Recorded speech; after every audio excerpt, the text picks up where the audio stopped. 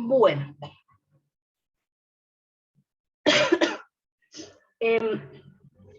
Vamos a continuar entonces donde nos habíamos quedado.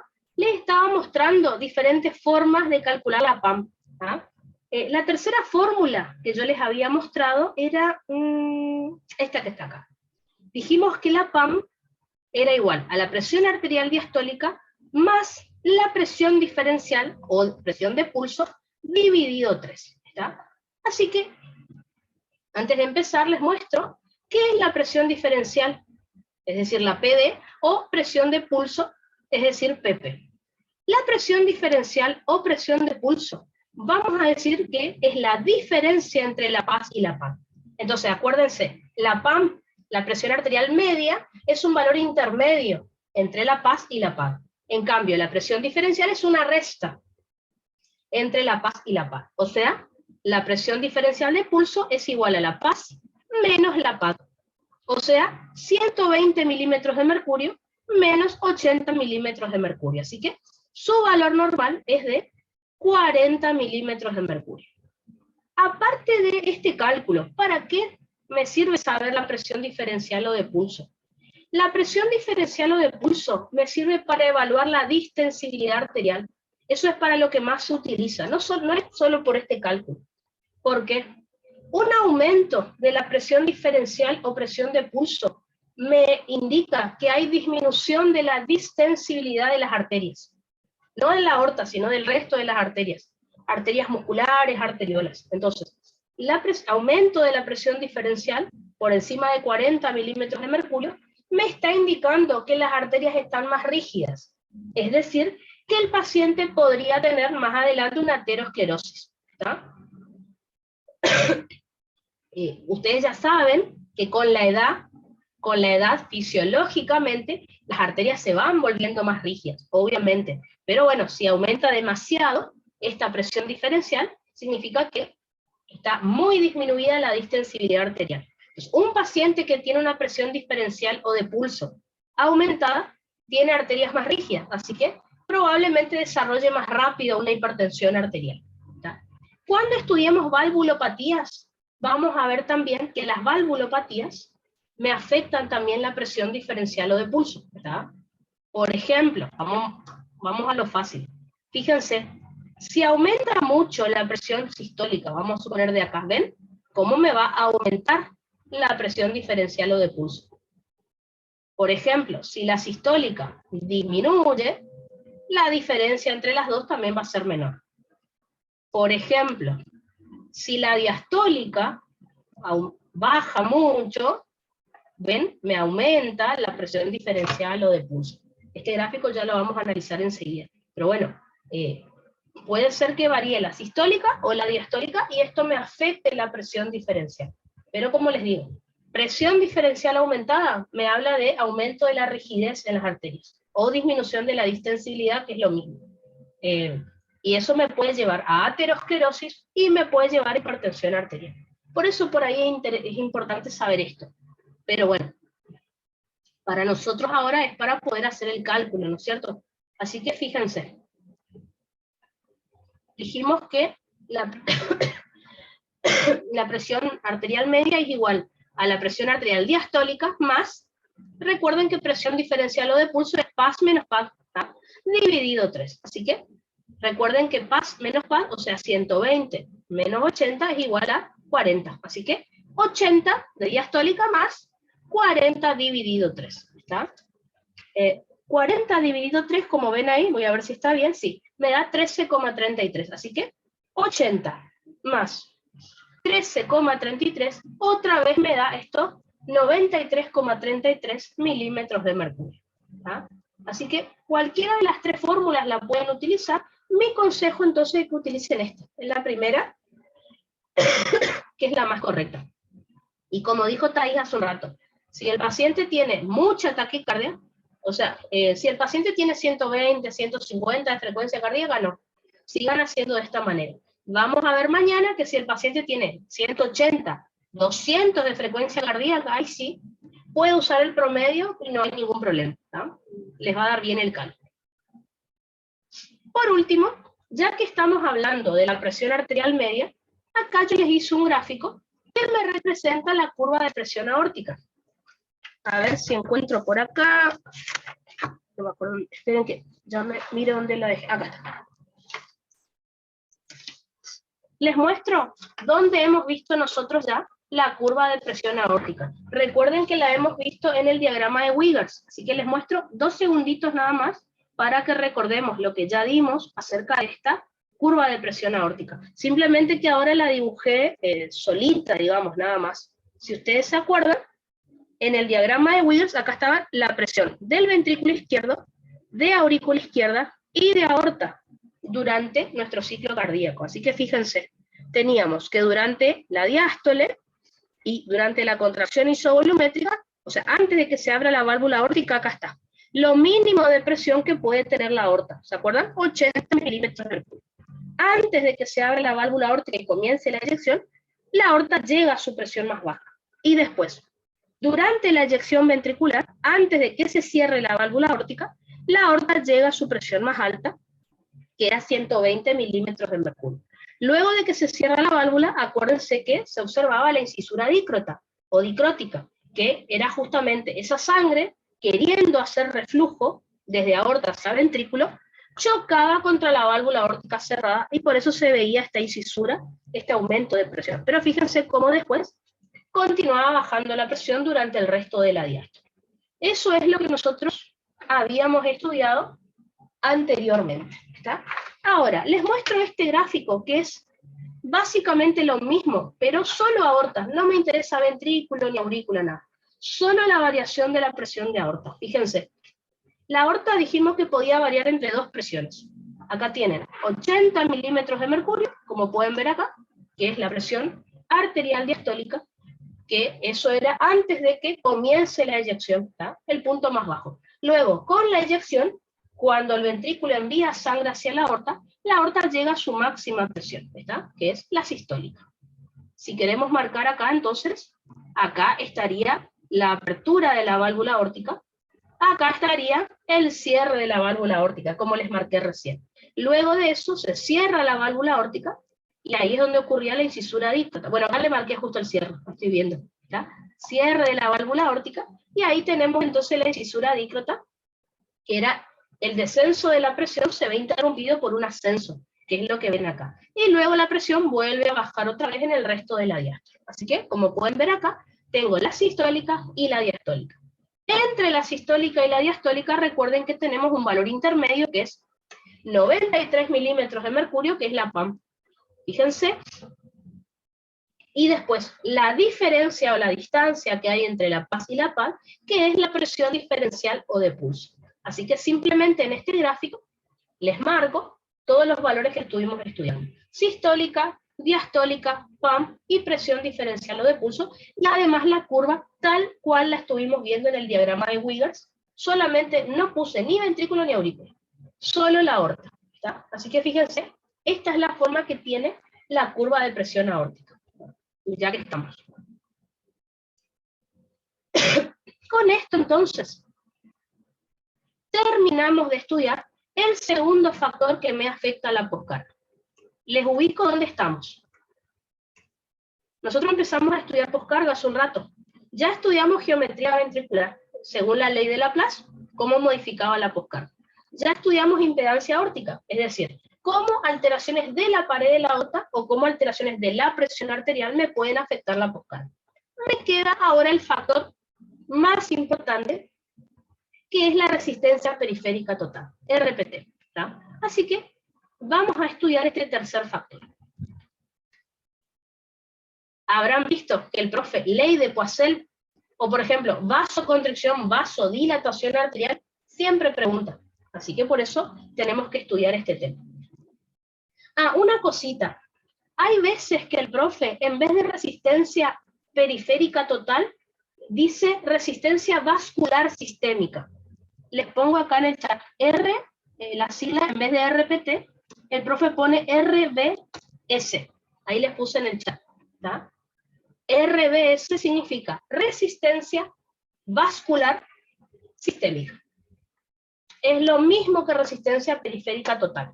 Les digo porque a veces cambia el nombre y bueno, nos podemos confundir. ¿Tá? RPT o RBS es exactamente lo mismo.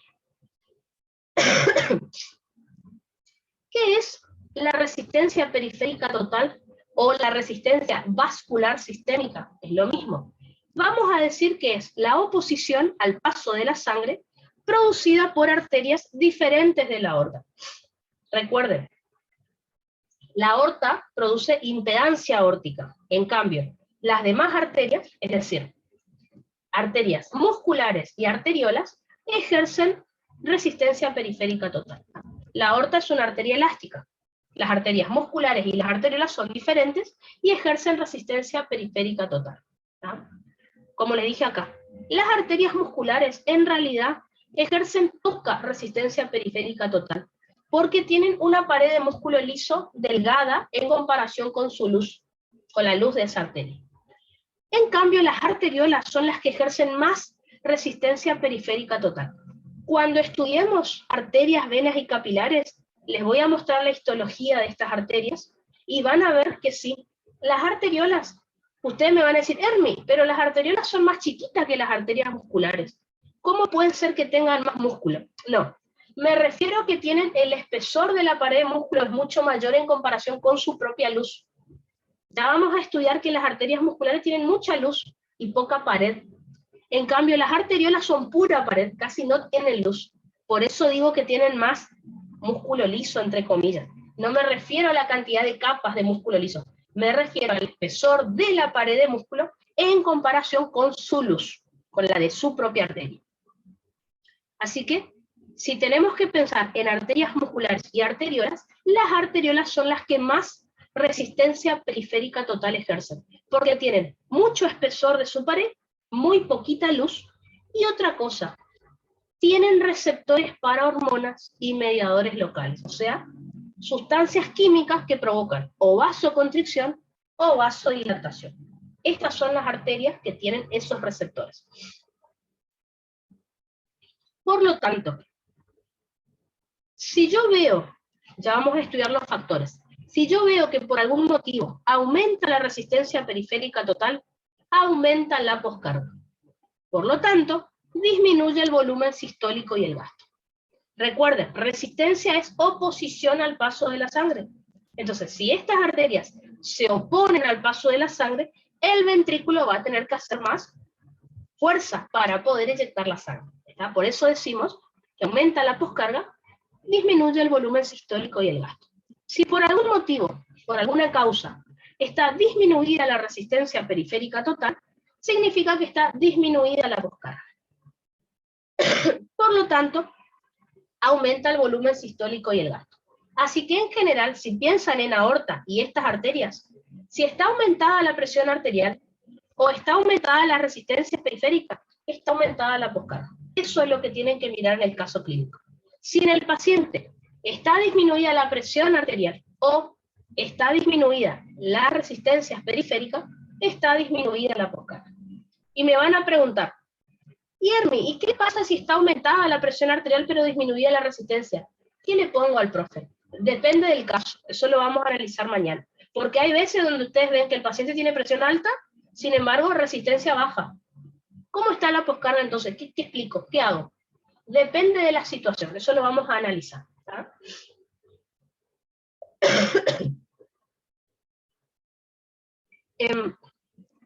Puede ser que el profe les ponga el valor de la resistencia periférica. ¿Está? Les comento, el profe considera que el valor normal de la resistencia periférica total es 800 a 1200 dinas por centímetro cuadrado de superficie. Dinas, barra, perdón, en vez de 7 barras. Lo he visto en algunas clases que él dio que puso ese valor. A veces pone cuánto es el valor de la resistencia. Entonces ustedes miran el número y ya está.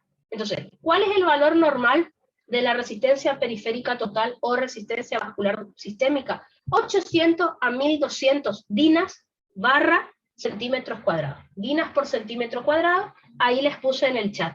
¿Está? Si no les pone el valor, ¿cómo yo sé si la resistencia está aumentada o disminuida? tengo que fijarme en qué factores están afectando al paciente. Por eso tenemos que estudiar lo siguiente. Entonces, si me pone el número, está fácil. Yo miro, si está por debajo de 800, resistencia baja. Si está por encima de 1200, resistencia alta, y ya está. Ahora, ¿y si no me dice ese número? ¿Cómo yo sé si la resistencia está afectada? Tengo que conocer, entonces, cuáles son los factores determinantes o los factores que me modifican la resistencia periférica total. Esos factores son 3. La viscosidad de la sangre, la longitud del vaso sanguíneo y el radio o diámetro del vaso sanguíneo. Estos 3 factores se lo van a acordar gracias a la ley de Poiseuille. Yo les puse acá, se escribe Poiseuille, se pronuncia como está entre paréntesis, Poiseuille. Es una palabra en francés, ¿no es cierto? Así que bueno, se escribe diferente, muy diferente a cómo se pronuncia. Entonces, ¿qué me dice esta ley de Poiseuille? Me dice que la resistencia periférica total es igual a 8 veces la viscosidad de la sangre por la longitud del vaso sanguíneo dividido pi por radio elevado a la 4ª potencia. Primera cuestión, esta letra que está acá, la letra pi. Yo sé que cuando veamos hemodinámica, cuando veamos microcirculación, la letra pi significa presión oncótica o coloidosmótica. Bueno, acá no significa nada, es un número. Ustedes saben que la letra pi es un número matemático, el número pi es 3,14. No nos interesa a nosotros porque no vamos a hacer el cálculo. Así que en realidad, 3 factores son los que modifican la resistencia periférica. Acá, la letra pi no significa presión oncótica o coloidosmótica, es un número. La letra pi es 3,1416. El que vio la película de la vida de Pi, de Life of Pi, ya sabe que es ese número, ¿verdad? Pero no nos interesa a nosotros porque no vamos a hacer el cálculo. Así que 3 factores son los que me modifican la resistencia periférica total. Acá les puse los significados. Viscosidad y longitud, como pueden ver, me modifican de manera directamente proporcional la resistencia periférica total. En cambio, el radio o diámetro de la arteria me modifica de manera inversamente proporcional la resistencia periférica total. ¿Está? Eso es lo importante. Ahora, empecemos a estudiar estos 3 factores. Como pueden ver ahí, el que más me modifica la resistencia es el radio-diámetro del vaso sanguíneo. Me refiero al radio-diámetro de la arteria. ¿Está? Pero bueno, estudiemos todo. Comencemos por la viscosidad de la sangre, que se simboliza con la letra NU, ¿tá? N-U. Es esta N como con la colita larga, digamos. Ustedes ya saben qué es la viscosidad. Ya vimos qué era viscosidad cuando estudiamos agua, ya vimos cuál era la viscosidad de la sangre, pero les vuelvo a aclarar. ¿Qué es la viscosidad de la sangre acá? Es la resistencia al desplazamiento de la sangre. Recuerden ustedes, ya lo vamos a estudiar cuando veamos flujo sanguíneo ahora en unas clases. Recuerden ustedes que cuando la sangre pasa por un vaso sanguíneo, ejerce roce. ¿Se acuerdan que era esto? Como si yo tomara mis 2 manos y hiciera así. Roce o fricción o cizallamiento contra la pared de las arterias. Así que ahí se mide la viscosidad. Yo también ya les había contado cuando dimos sangre, que la viscosidad de la sangre completa es de 4 a 5 centipoise. En cambio, solo del plasma, sin los glóbulos rojos, blancos y plaquetas, es menor, ¿ven? 1,6 a 1,8 centipoise.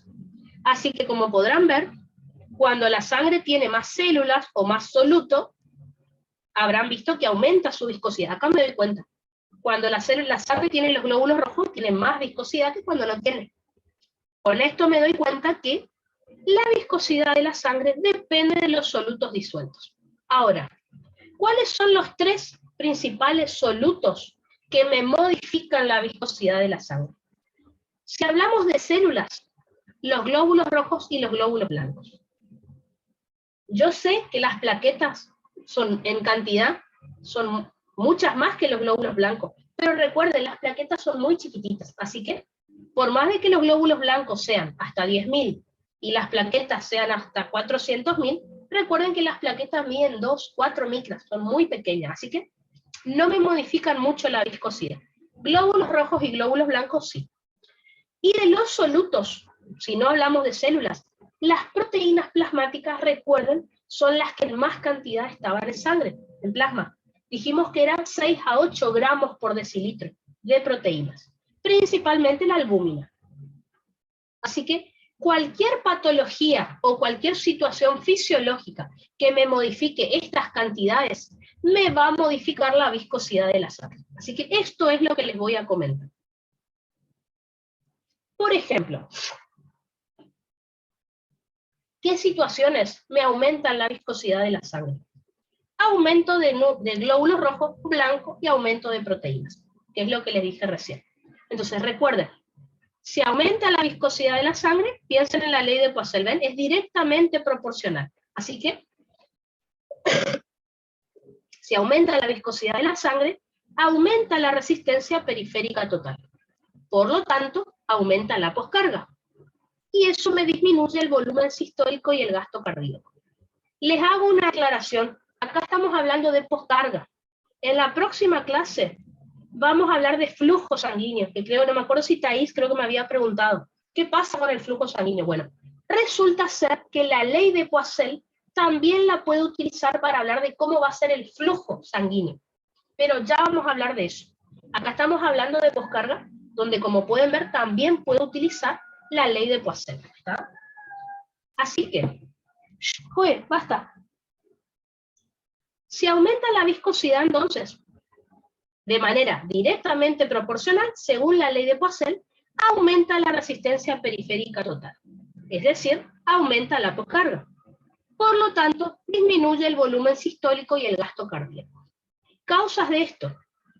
Podemos tener aumento del número de glóbulos rojos. Por ejemplo, ya estudiamos la poliglobulia, que era cuando aumentaba el número de glóbulos rojos solamente. Tenemos la policitemia vera, que era cuando aumentaba el número de glóbulos rojos, blancos y plaquetas. ¿Qué es lo que les puede preguntar el profe? Por ejemplo, ¿cómo va a estar la poscarga en una persona que fuma?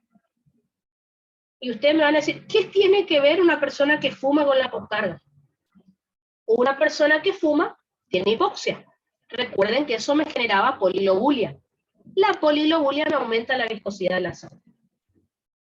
Una persona, no sé, que tiene policitemia vera. Por ejemplo, una persona que vive en Bolivia o en Perú, ¿cómo va a estar su poscarga? Y uno dice, uy, ¿qué tiene que ver Bolivia o Perú con la poscarga? Recuerden, la persona que vivía en Bolivia o en Perú vivía en situación de hipoxia. Recuerden que eso hace que tenga más glóbulos rojos, ya lo hemos estudiado. Tenía una poliglobulia. Y la poliglobulia, como pueden ver, me aumenta la viscosidad de la sangre. Entonces, habrán visto que preguntas así el profe hace. Sería cuestión de razonar el por qué. ¿Cómo relaciono esos temas? Relacionemos todo lo que estudiamos de aumento de glóbulos rojos con aumento de viscosidad. Ese sería el trabajo mental que uno tiene que hacer, relacionar esos temas. Ahora les estoy relacionando para que vean. Puede ser el aumento de glóbulos blancos. Por ejemplo, una leucemia. Una leucocitosis, no, porque en la leucocitosis está bien, aumenta el número de glóbulos blancos, pero hasta 30.000 nada más. O sea, no aumenta tanto como para modificarme la viscosidad.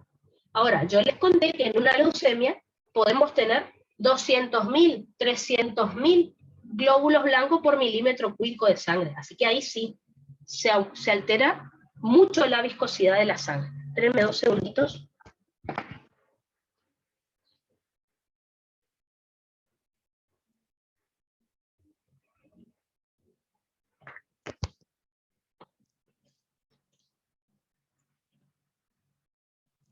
Ahí está. Puede ser, como les dije, aumento de las proteínas plasmáticas. Por más de que el hígado sintetice mucha proteína, no se altera la viscosidad de la sangre. Así que tiene que ser un tumor. Por ejemplo, un mieloma múltiple. Yo les conté cuando dimos anemia que el mieloma múltiple es un cáncer de la sangre. Bueno, este cáncer que tiene la médula ósea y también la sangre, se sintetiza muchas inmunoglobulinas. Recuerden que las inmunoglobulinas son proteínas, así que aumenta mucho las proteínas plasmáticas, y por eso la viscosidad de la sangre. Y por último, puede parecer que glóbulos rojos, blancos y proteínas están aumentados. Parece que están aumentados. ¿En qué situación vemos esto? Y es re común. Cuando disminuye plasma solamente. Es decir, en una deshidratación. Recuerden que en primera era vimos deshidratación isotónica, hipotónica e hipertónica. En cualquiera de esos tipos de deshidratación, al perder plasma el paciente, la sangre se concentra.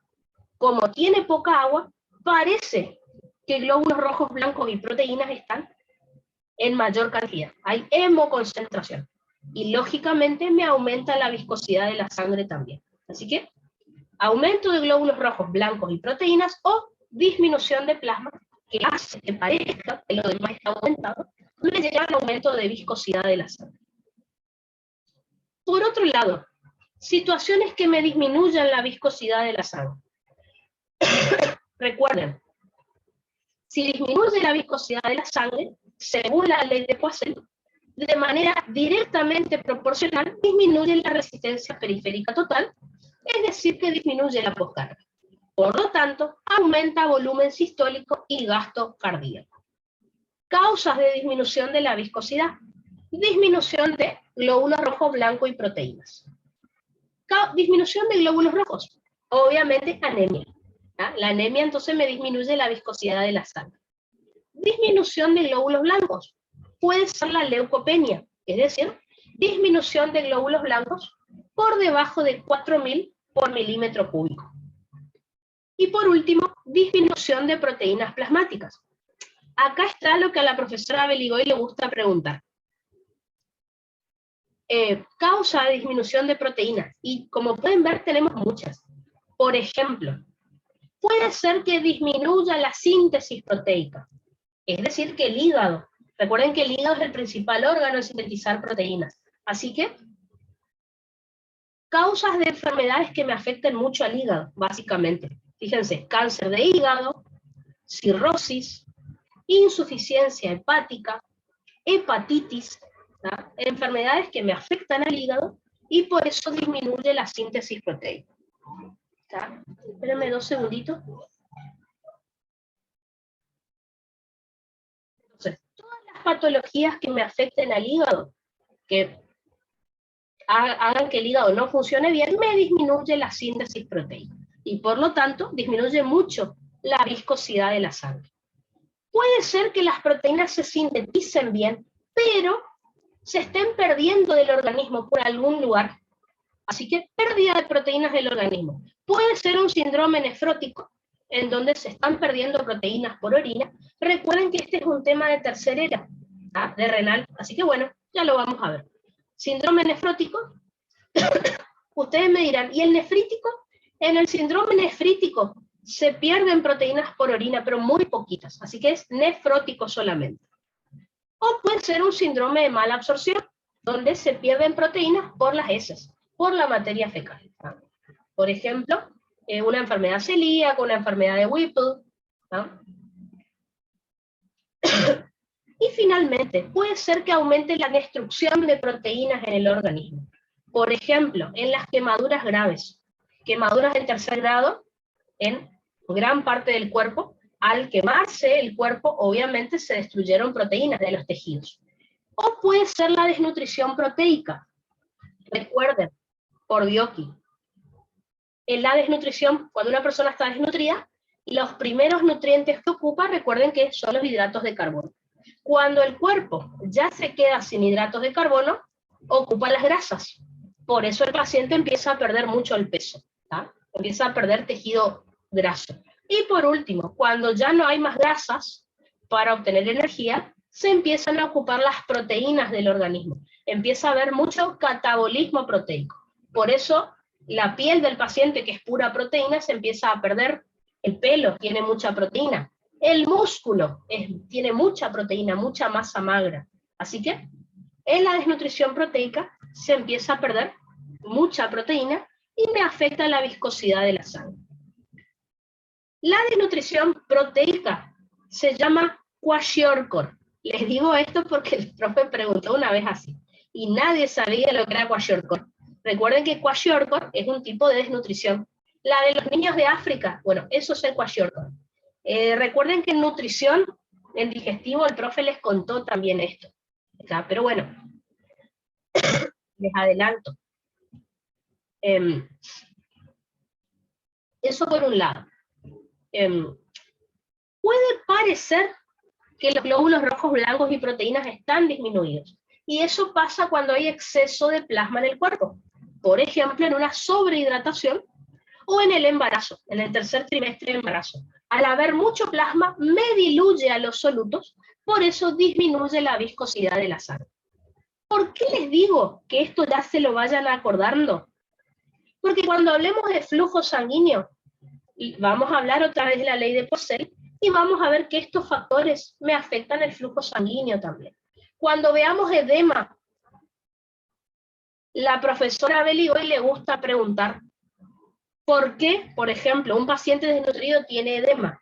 ¿Por qué un paciente quemado tiene edema? Bueno, resulta que causas de edema aparecen otra vez todas estas mismas causas. ¿Ah? Ya vamos a estudiar, así que por eso les dije, acuérdense sí o sí siempre estas causas de pérdida de proteínas. ¿Por qué? Porque me afecta la viscosidad de la sangre, así que me van a afectar la poscarga, como ven acá, me van a afectar el flujo sanguíneo, cuando estudiemos flujo sanguíneo, me van a producir edema cuando veamos edema. Y son siempre las mismas causas. Esa es la buena noticia. Así que ya se las van aprendiendo y después ya no les va a costar cuando la profe Beligo les pregunte. Así que, primer factor de la ley de Poiseuille ya lo hemos estudiado. Vamos a estudiar ahora el segundo factor de la ley de Poiseuille, que es la longitud del vaso sanguíneo. Estoy hablando de la longitud arterial, que se simboliza con la letra L mayúscula. ¿Qué es lo que estoy diciendo? Ya lo dije hace un rato. ¿Se acuerdan que cuando la sangre circula por un vaso sanguíneo, ejerce fricción o roce o cizallamiento contra la pared de esa arteria?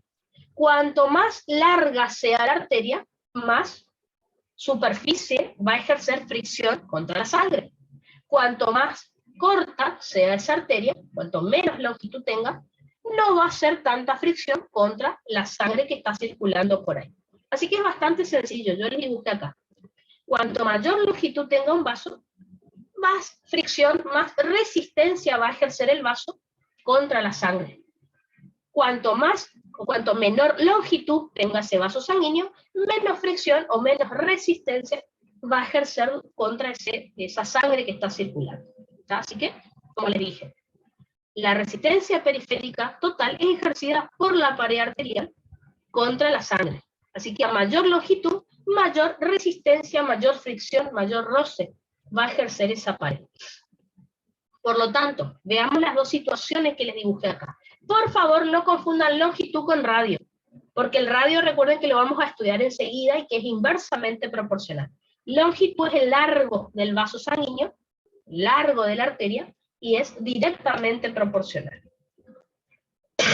Entonces, situaciones que me aumentan la longitud de la arteria. Recuerden, si aumenta la longitud arterial, aumenta de manera directamente proporcional la resistencia periférica total. Es decir, que aumenta la poscarga, ya va a haber más fricción, más roce. Así que aumenta la poscarga, lo cual me disminuye el volumen sistólico y me disminuye el gasto cardíaco. Causas de aumento de longitud de la arteria. Pueden ser fisiológicas. ¿Por qué? Porque realmente no crece la arteria. Las arterias siempre tienen la misma longitud. Pero causa fisiológica puede ser, por ejemplo, en este momento, vamos a poner un ejemplo, en este momento que estamos en reposo, nuestros músculos no tienen todos sus vasos sanguíneos abiertos.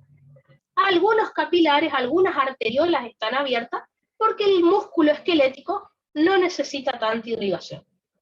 Pero cuando yo empiezo a hacer ejercicio, se van a abrir todos los vasos sanguíneos de mis músculos, o sea, aumenta la longitud del árbol arterial.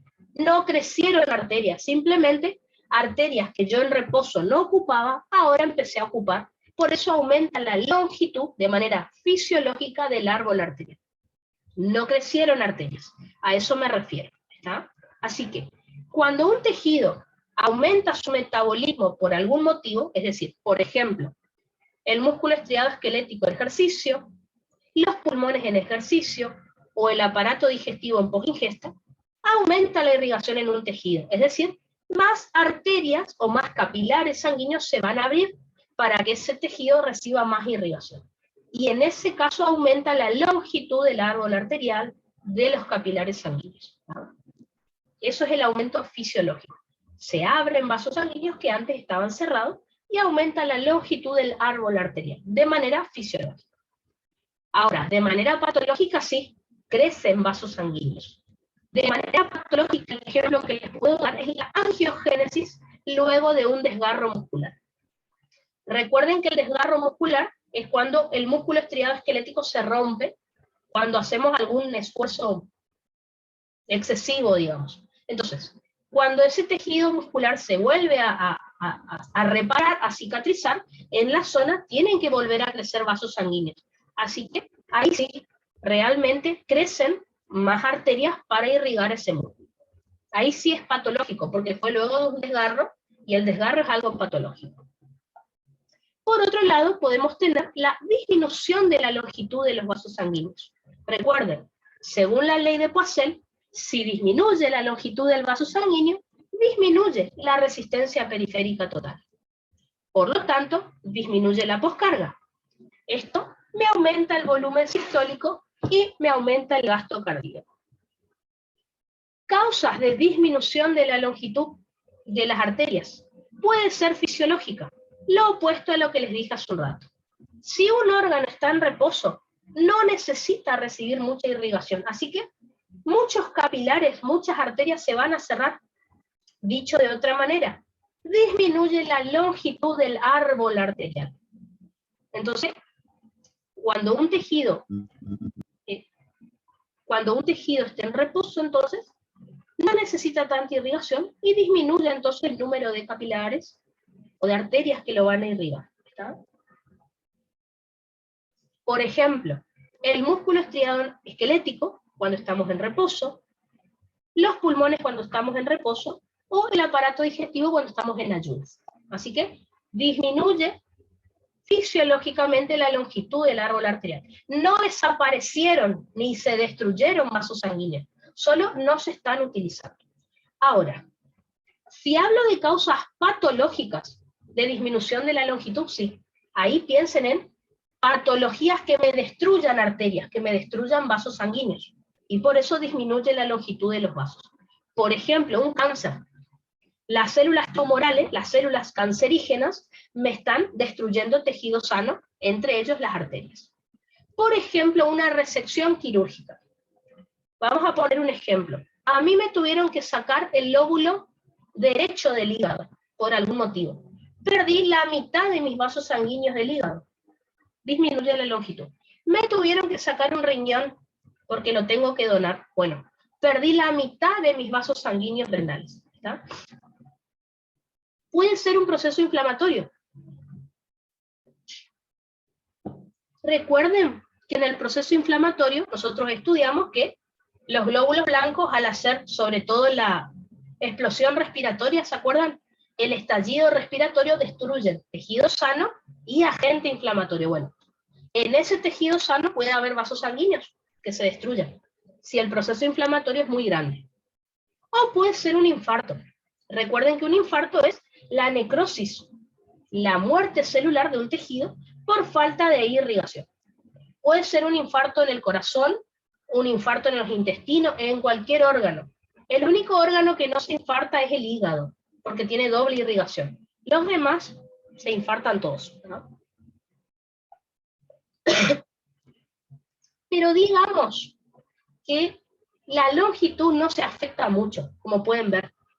Fisiológicamente no me va a afectar mucho la resistencia. Así que estudiamos viscosidad de la sangre, estudiamos longitud de los vasos sanguíneos. La realidad es que no me modifican mucho la resistencia. Así que el principal factor es el radio-diámetro de las arterias. La verdad es que eso es lo más importante de la ley de Poiseuille. A ver.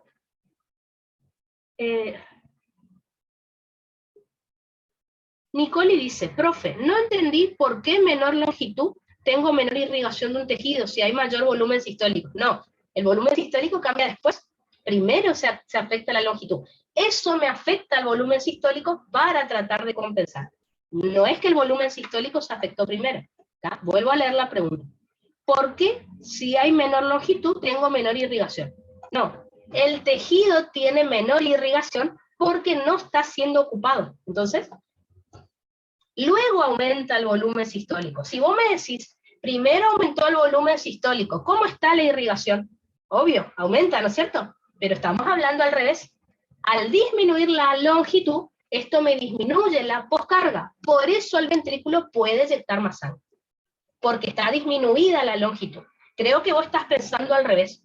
Si el corazón eyecta más sangre, ¿va a haber mayor irrigación? Sí. Pero acá no estamos diciendo eso, estamos diciendo, si se afecta la longitud, ¿qué hace el corazón? La pregunta es diferente a la que vos estás haciendo. No sé si se entiende la diferencia. Obvio que si el ventrículo luego empieza a eyectar más sangre, va a haber más irrigación, pero eso pasa después. Ahora, al disminuir la longitud, disminuye la poscarga. Eso provoca que el corazón eyecte más sangre. La pregunta que vos hiciste fue al revés. Si el corazón eyecta más sangre, ¿cómo está la irrigación? Aumentada. Pero esa es una pregunta diferente a esta que estamos haciendo. ¿Se entendió la diferencia? Si el corazón eyecta más, ¿le va a llegar más sangre a los tejidos? Sí. La pregunta es diferente a si disminuye la longitud, el corazón va a eyectar más sangre. ¿tá? Es como al revés. Es confuso, pero es al revés, digamos. ¿tá? Ah, perfecto, sí. No, yo sé que es confuso. Es un desastre. Esta parte de cardio es como, ¡boom!, nos explota la cabeza a todos, porque depende cómo hagamos la pregunta, es lo que hay que contestar. Perfecto, entonces. Así que, vamos a estudiar el tercer factor de la ley de Poisson, que es el radio o diámetro de las arterias. Dice radio diámetro del vaso sanguíneo, pero recuerden, estamos hablando de arterias. ¿Por qué? Esta pregunta, si ustedes recuerdan, surgió el otro día. Me habían preguntado, ¿qué pasa con el flujo sanguíneo si hago vasoconstricción o vasodilatación? Lo que pasa es que estamos hablando de venas. Recuerden que venas, vasoconstricción o vasodilatación venosa, me afecta la precarga. En cambio, acá vamos a estudiar vasoconstricción o vasodilatación arterial, y eso me afecta la poscarga. Digamos que son cosas diferentes. Después, en otro tema, vamos a tener que volver a hablar de vasoconstricción y vasodilatación arterial para ver cómo se modifica el flujo sanguíneo. Que la ley de Poisson también me permite hablar de flujo. En la próxima clase ya vamos a charlar del tema. Así que recuerden, con este dibujo me parece que es fácil, se van a acordar lo que va a ocurrir. Tengo dos radios diferentes, fíjense, una arteria con una luz muy grande y una arteria con una luz muy pequeña. ¿Por dónde es más fácil que pase la sangre? Obviamente que la sangre va a pasar más fácil por el vaso más grande, ¿no es cierto? Dicho de otra manera, al aumentar el radio o al hacer vasodilatación, es más fácil que pase la sangre, o sea, tiene menos resistencia. La pared del vaso no se opone tanto al paso de la sangre, por eso, si aumenta el radio, disminuye resistencia, o sea, no hay tanta oposición, es más fácil que la sangre circule. Al revés, si el vaso sanguíneo está más pequeñito en cuanto a su luz, o sea, si disminuye el radio, tengo más fricción, más roce, más cizallamiento y por lo tanto más resistencia que ejerce ese vaso contra la sangre. Así que, si lo dicen con sus palabras, vasodilatación, la sangre pasa más fácil. Vasoconstricción, a la sangre le cuesta pasar. Hay que decirlo con estos términos. Pero sí, yo me acuerdo que cuando estaba en los exámenes de fisio, hacía este dibujo para decir, bueno, si por acá es más fácil, por acá abajo es más difícil, bueno, y ahí me acordaba de lo que tenía que contestar. Bueno, vamos a decirlo con los términos de fisio. Una de las situaciones que podemos tener es aumento del radio, o aumento del diámetro arterial, o vasodilatación arterial, o disminución de la resistencia arterial. Hay veces que el profe ya pone, si disminuye la resistencia arterial, ¿qué pasa? Recuerden, aumento del radio, según la ley de Poisson, me disminuye la resistencia, así que vasodilatación o aumento del radio es lo mismo que decir disminución de la resistencia arterial. Hay veces que el profe ya usa ese término y ustedes se tienen que acordar por qué lo dicen. Recuerden, si aumenta el radio o si hago vasodilatación, este factor afectaba de manera inversamente proporcional a la resistencia. Así que, si aumenta el radio, disminuye la resistencia, es decir, disminuye la poscarga. Por lo tanto, aumenta el volumen sistólico y el gasto. Causas de vasodilatación arterial. Esto es lo que tienen que saber muchas causas, ¿está? Puede ser causa nerviosa, por ejemplo, el parasimpático, que libera acetilcolina, es un potente vasodilatador arterial, ¿está? Podemos hablar de hormonas o mediadores locales. Recuerden, el óxido nítrico es un vasodilatador por excelencia. Tenemos a la histamina, a la heparina, a la bradicinina, a las prostaglandinas, como la prostaglandina E2 y la prostaglandina I2 o prostaciclina. El péptido natriurético auricular, péptido natriurético cerebral. Recordemos algo, son los mismos ejemplos que yo les hablé en vasodilatación venosa, pero recordemos una cosa, y acá donde no quiero que se confundan. La vasodilatación venosa o venodilatación me disminuía el retorno venoso, por lo tanto me disminuye la precarga. La vasodilatación arterial, o sea, el aumento del radio, me disminuye la resistencia periférica total, es decir, la poscarga. Si me pregunta venas, me está preguntando retorno venoso y precarga. Si me pregunta arterias, me está preguntando resistencia periférica total o poscarga. Los ejemplos son los mismos. Si pienso en venas, pienso en precarga. Y ahí explico precarga. Si veo arterias, pienso en poscarga. ¿Está? La precarga afecta de manera directamente proporcional al volumen sistólico y al gasto. La poscarga es inversamente proporcional. Cuidado con eso, yo sé que es confuso, pero acuérdense, venas es precarga, arterias es poscarga. ¿Está? Para que piensen cada uno con su término correspondiente.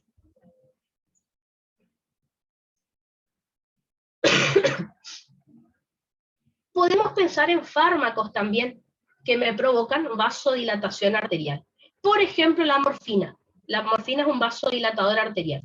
Tenemos los bloqueantes cálcicos, como la nifedipina, la amlodipina, el verapamilo y el diltiazem, que dijimos que bloqueaban canales de calcio del músculo liso y me producían vasodilatación. Tenemos a los beta bloqueantes, como por ejemplo el atenolol y el propanolol. ¿Qué es lo que hacen los beta bloqueantes? Ya los vamos a estudiar en hipertensión arterial, pero les adelanto. Los beta bloqueantes, como dice su nombre, inhiben a los receptores beta 1 del simpático. El simpático, miren acá, ya vamos a estudiar enseguida que es un vasoconstrictor. Si yo bloqueo al simpático, hay vasodilatación. Así que los beta bloqueantes bloquean a los receptores, inhiben a los receptores beta 1 adrenérgicos. El simpático hace vasoconstricción. Si yo inhibo sus receptores, hay vasodilatación arterial. Piensen ahora en esto, ahora que ya saben el tema. ¿Por qué los bloqueantes cálcicos y los beta bloqueantes se utilizan para hipertensión arterial? Justamente, volvamos atrás. Porque al hacer vasodilatación, miren, me disminuyen la poscarga. Y eso hace que el corazón bombee mejor la sangre. Si el paciente está hipertenso, acuérdense que la poscarga estaba alta. Cuando yo le hago tratamiento, les doy estos fármacos para tratar la hipertensión arterial, lo que estoy haciendo es esto, bajar su poscarga, su resistencia periférica. Y así no le sobrecargamos tanto al corazón. Y por eso no va a haber hipertrofia si el paciente toma correctamente sus medicamentos. Fíjense qué interesante estudiar este tema. Ya vamos a estudiar hipertensión, pero les adelanto, los bloqueantes cálcicos y los beta bloqueantes se utilizan para tratar la hipertensión arterial.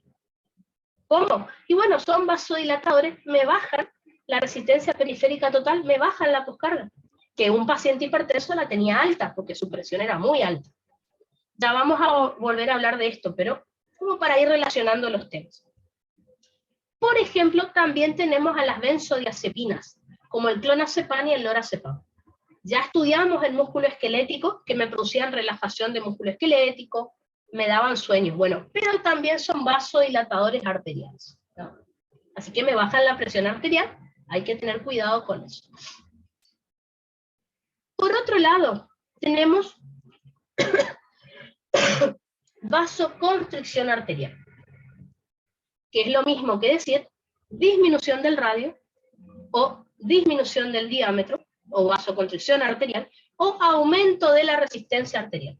El profe acá ya aplicó la ley de Poiseuille, ¿recuerden?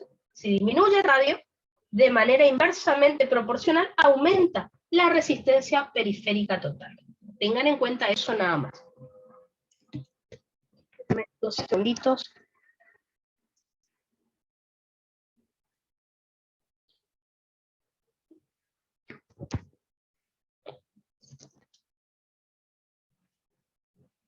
Entonces, recuerden, si disminuye el radio, es decir, si hago vasoconstricción, según la ley de Poiseuille, de manera inversamente proporcional, aumenta la resistencia periférica total, es decir, aumenta la poscarga. Por lo tanto, disminuye el volumen sistólico y el gasto cardíaco.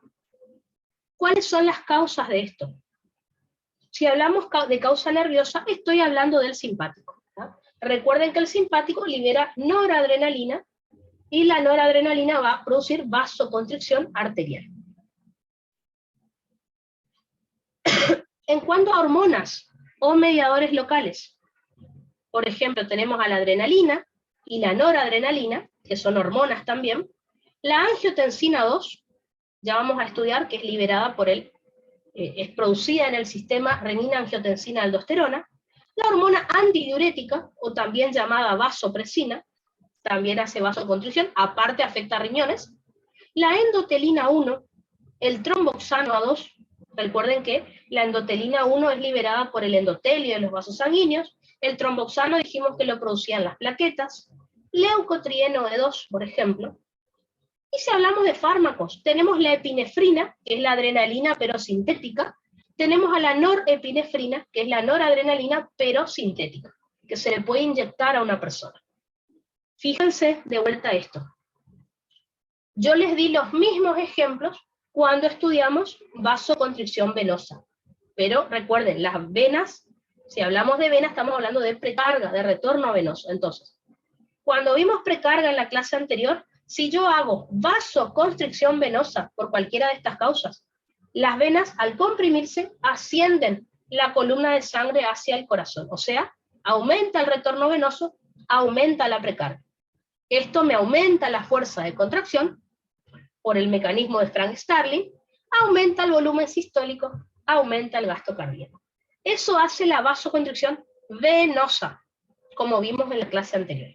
Ahora estoy hablando de vasoconstricción arterial. La vasoconstricción arterial, o disminución del radio, me aumenta la resistencia periférica total, aumenta la poscarga, lo cual disminuye el volumen sistólico y el gasto. Y me van a decir, y bueno, y si tengo las dos vasoconstricciones al mismo tiempo, ¿qué pongo? Depende de la situación. Ya vamos a charlar eso, ¿está? Porque lo que vamos a tener que hacer mañana, en ese PowerPoint que les preparé, les voy a mostrar situaciones que el profe ha preguntado. Porque el profe, puede ser que en el oral les pregunte, precarga por separado, contractilidad y poscarga. A uno en el oral, bueno, hablame de la poscarga, listo. Le hablan, no hay problema. Ahora, si el profe les dice, suponete que un paciente tiene un accidente de tránsito y pierde 2 litros de sangre. ¿Cómo está la precarga, la poscarga y la contractilidad? ¿Ah? Ahí uno tiene que hablar de las 3 cosas, relacionar los temas para ver cómo van a estar en ese paciente. Entonces, lo que yo estuve haciendo en la clase anterior y en la de hoy es enseñarles precarga, contractilidad y poscarga. Mañana les voy a mostrar situaciones donde ustedes tienen que enganchar las 3 cosas, que eso es lo que el profe quiere justamente en un oral. ¿Ah? Les da una situación y ustedes le comentan qué va a pasar con estos 3 factores que me modifican el volumen sistólico y el gasto. ¿Ah? Pero bueno, les quiero mostrar esas situaciones porque las preguntas siempre, siempre, siempre, en el escrito o en el oral. ¿Ah? Así que con esto terminamos de estudiar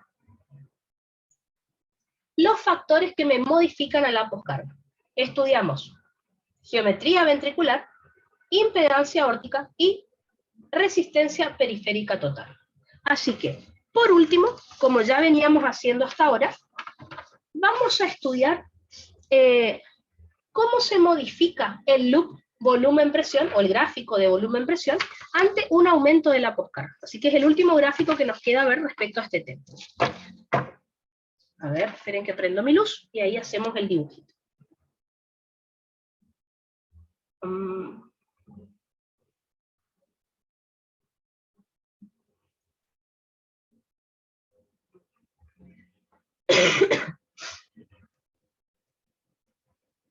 Entonces, vamos de vuelta. Tengo nuevamente mi gráfico, mi loop volumen-presión, el normal, ¿no es cierto?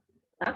Con todas las aperturas y cierres valvulares y todos los gráficos, recuerden, llenado ventricular, contracción isovolumétrica, eyección ventricular y relajación isovolumétrica.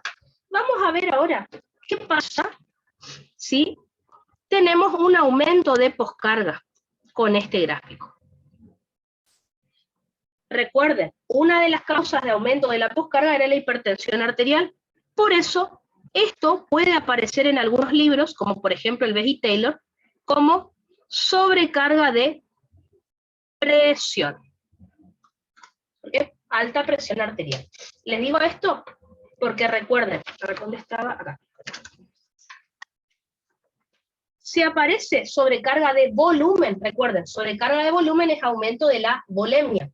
El aumento de la volemia me aumenta el retorno venoso y la precarga. O sea que sobrecarga de volumen, digamos que es lo mismo que aumento de precarga, si relacionamos los temas. Ahora, sobrecarga de presión es si el paciente está hipertenso. Bueno, obviamente se afecta a la poscarga, ¿ya? Porque la presión arterial afecta a la poscarga. Así que, es bastante fácil si lo piensan así. Vamos a suponer que el paciente, en vez de tener 120/80, acá tienen, de presión arterial, tiene 140/100, por ejemplo. Recuerden que ustedes tienen que mirar esta, la diastólica, porque acá era donde se abría la válvula aórtica para comenzar la inyección. Entonces, supongamos que el paciente, en vez de tener 80, tiene 100 de diastólica. Vamos a poner un ejemplo, ¿no? Supongamos que esta era la PAD normal, y esta es la PAD que el paciente tiene ahora, 100 de PAD. ¿Da? Diastólica de 100. Obviamente no vamos a poder abrir la válvula aórtica en 80. Vamos a tener que superar los 100 que tiene la aorta en este momento, si queremos abrir la válvula aórtica. Así que, por lo tanto, ¿qué va a tener que hacer este ventrículo para poder llegar a 100, por ejemplo, o más alto? No importa, 120. Lo que tenga la aorta en ese momento. Va a tener que extender esta curva número 2, es decir, va a tener que hacer más contracción isovolumétrica. Así que fíjense, la contracción isovolumétrica se va a extender hasta que logremos alcanzar esa presión en aorta y podamos abrir la válvula. Ahora, como yo les dije, como pierdo mucho tiempo tratando de abrir la válvula aórtica, me queda poco tiempo para hacer inyección. Así que la eyección ventricular no va a ser la misma, va a ser menor. Aumenta la contracción isovolumétrica, pero disminuye la fase de eyección. Así que la curva número 3 va a estar un poquito más arriba, pero fíjense que no va a haber tanta eyección. Acá está el punto D, donde se cierra luego la válvula aórtica, y después la relajación isovolumétrica, como ven acá, la vamos a dibujar. ¿Está? Y como pueden ver acá, el punto A, al estar más desplazado hacia la derecha, el volumen de fin de sístole también va a estar en un punto diferente a la mitad.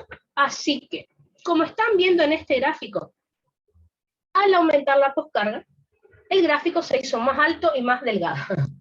¿Ah? Para que no se olvide, fíjense acá. Aumento de precarga, el gráfico se hacía más gordito, más ancho hacia la derecha. Aumento de contractilidad, el gráfico se hacía más ancho hacia la izquierda. Aumento de poscarga, el gráfico se hace alto y delgado. No le digan eso al profe, es para que se acuerden. ¿Ya? ¿Por qué pasó esto? Es lo que quiero entender.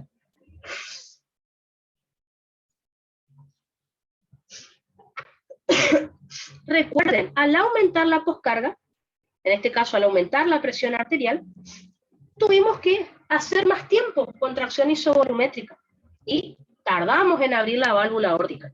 ¿Qué ocasionó eso? Que haya menos tiempo para hacer eyección. ¿Cómo me doy cuenta en el gráfico? Que disminuye el volumen sistólico y el gasto. El volumen sistólico disminuye. ¿Está eso en el gráfico? Veamos.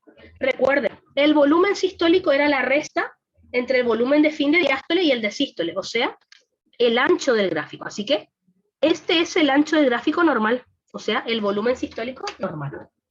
Pero al aumentar la poscarga, este es el ancho del gráfico ahora. Como pueden ver, el volumen sistólico está más chico.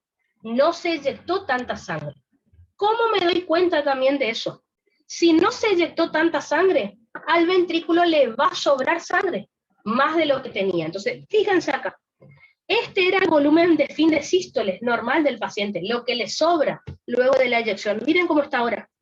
Está más alto, está mayor a lo normal, porque al no eyectar tanta sangre, o sea, al disminuir el volumen sistólico, le sobró sangre a este ventrículo.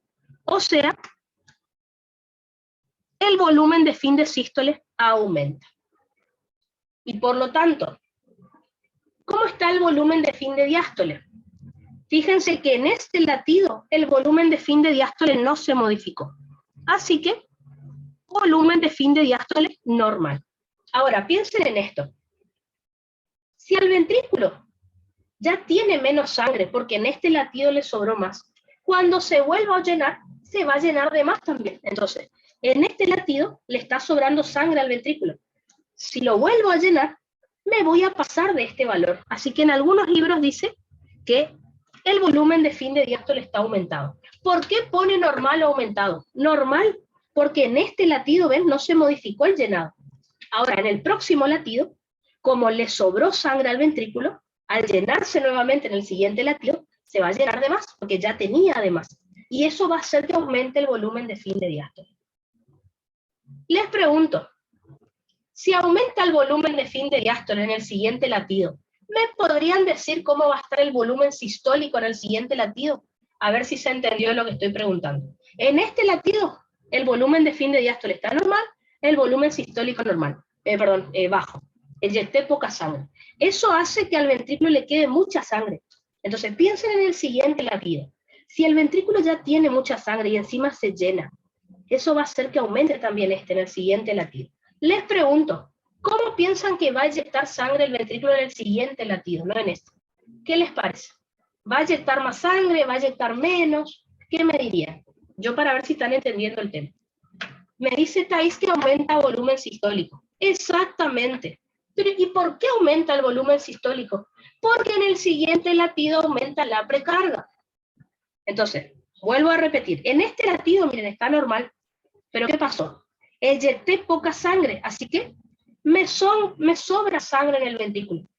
En el siguiente latido el ventrículo se va a llenar de más, porque ya tenía más sangre. Entonces, en el siguiente latido va a pasar esto, que el volumen de fin de diástole va a aumentar, o sea, va a aumentar la precarga. Y eso me va a aumentar el volumen sistólico. ¿Para qué?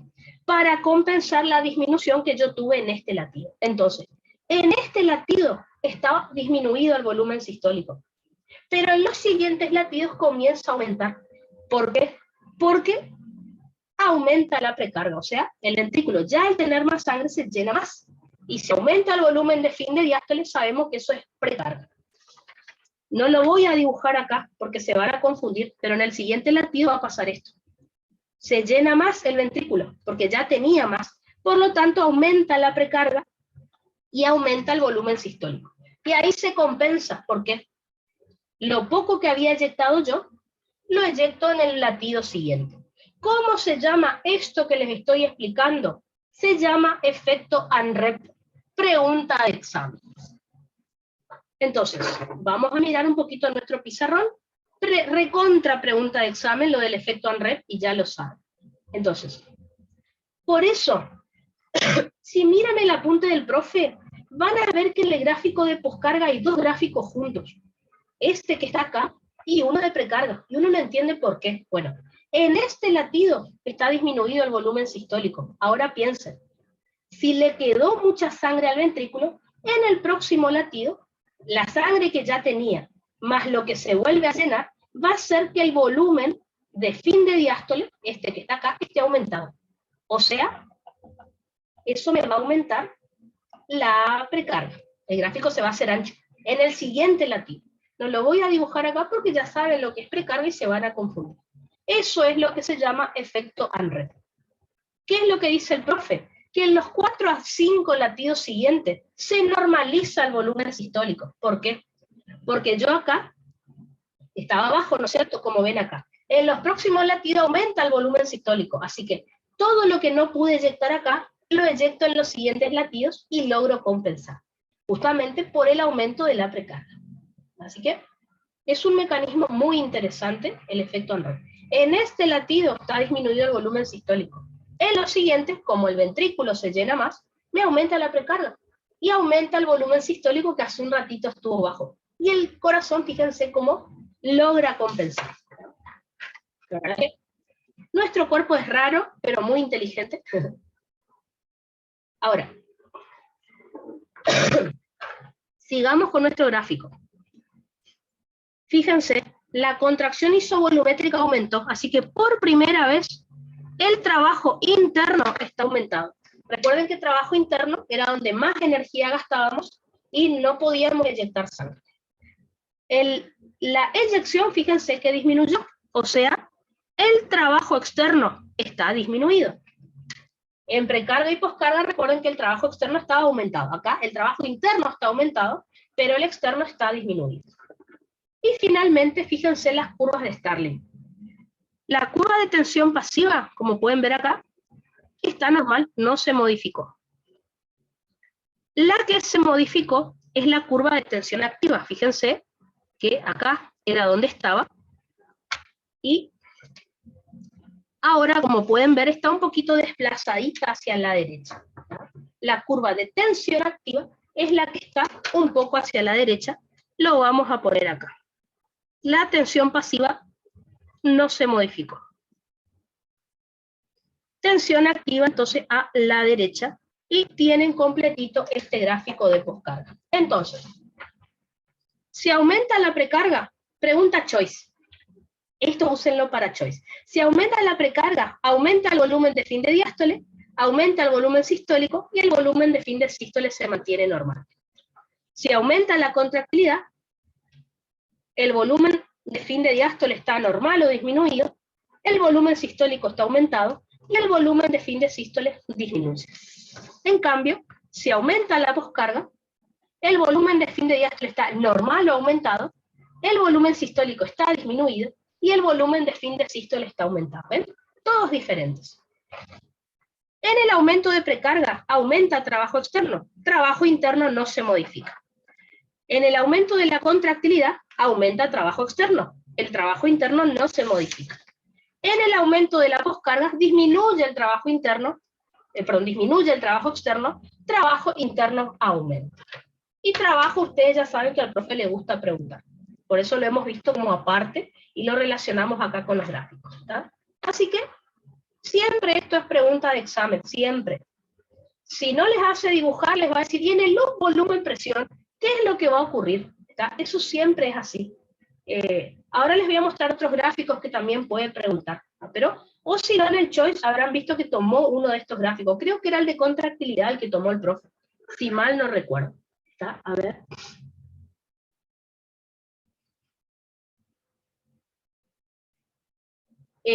Envíanos estos dibujos, ¿sí? Siempre después, si hacemos un gráfico medio raro, siempre les mando al grupo, para que tengan, sí, exactamente. Por ejemplo, el diagrama de Wigger, ¿se acuerdan que hicimos ayer? Les envié para que vean lo que estuvimos dibujando, así que recuerden, estos gráficos nosotros los dimos, lo que pasa es que están en temas separados, y ahora los tienen todos juntos, como para ir comparando, les voy a enviar ahora después de la clase, así ya lo tienen completo, digamos. Perfecto. Entonces, tienen que apagar un ratito mi luz.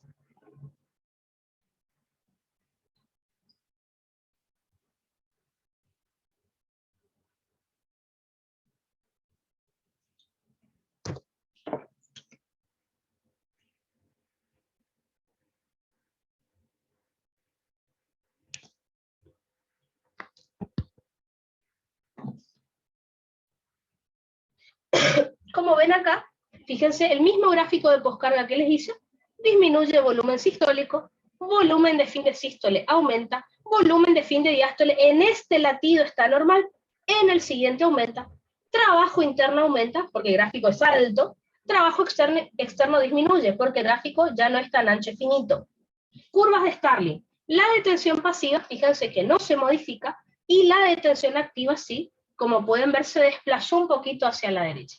No suele preguntar lo de la tensión pasiva y activa acá, pero por las dudas lo tienen. Así que, resumiendo, una pregunta que el profe hizo una vez, ¿cómo se regula el corazón de manera intrínseca? O sea, sin que factores externos lo afecten, digamos. Tenemos la autorregulación homeométrica y la autorregulación heterométrica. ¿Qué significa autorregulación homeométrica? Que es independiente de la longitud de la fibra. No se modificó la longitud para que se pueda modificar la contractilidad, por ejemplo. Ahí estudiamos el fenómeno de Bowditch, o si recuerdan, en la clase anterior lo vimos como efecto escalera o trepé, o regulación homeométrica de la fibra muscular. Bueno, el profe considera que el efecto ANREP también es parte de la autorregulación homeométrica. ¿Está? Porque se modificó primero la poscarga y eso me produjo este efecto ANREP que vimos recién. Por otro lado, hemos estudiado en la clase anterior la autorregulación heterométrica de la fibra muscular, es decir, el mecanismo de Frank Starling, que era el único donde se estiraba la fibra para aumentar la fuerza de contracción. ¿Está? Y ustedes me dirán, bueno, Hermi, pero en el efecto ANREP se modifica la precarga. No, pero primero se modificó la poscarga. Eso me afectó la precarga. ¿Está? Por eso no se lo coloca como regulación heterométrica. El mecanismo de Frank Starling sí. Cuanto más se distendía la fibra durante el llenado, aumentaba la fuerza de contracción y eso me aumentaba el volumen sistólico y el gasto. ¿Está?